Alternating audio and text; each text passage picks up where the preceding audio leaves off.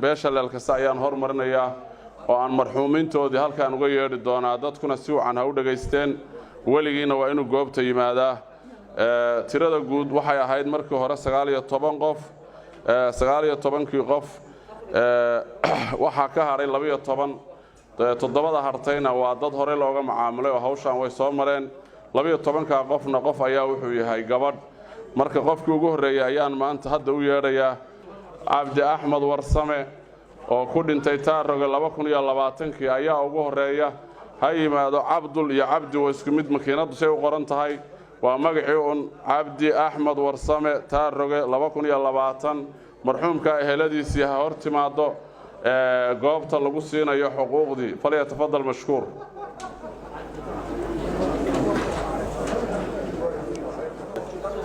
Cabdi Axmed Warsame oo ku dhintay Taaroge waxaan bixinayaa 10,000 oo agoon koriska ahay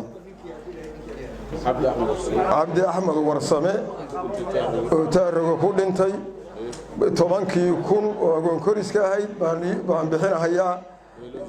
heladiisii wakiilkiisii baan u dhiibay wakiilkiisa ma tahay waa u qabo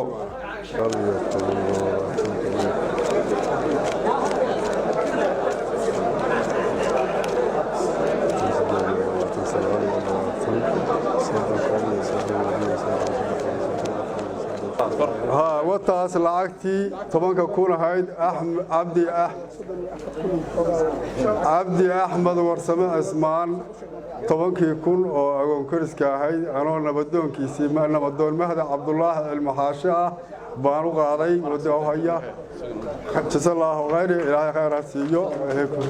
وكده ويسنا هاي ودقيسي بانا هاي إيركيسي بانا هاي نبدون كيسي بانا هاي تير رجونا كل انتي وكده ويسنا هاي واو قاضي واو هيا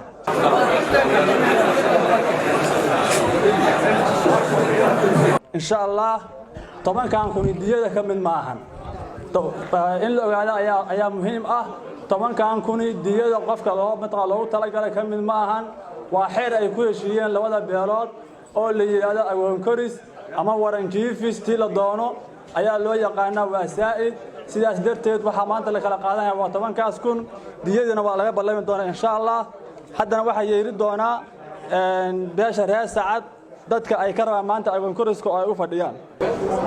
waxa uu yeerayaa ninka la yiraahdo marxuumka la yiraahdo Ciid Axmed Xasan oo ku dhintay Taaroge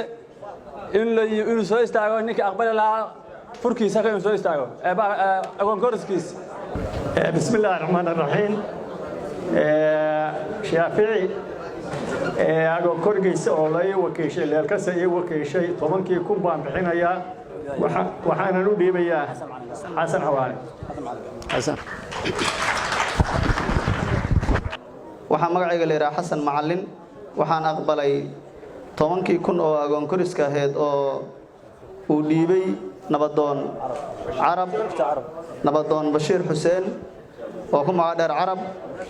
هذه أمها سنتهين والسلام عليكم ورحمة الله وبركاته.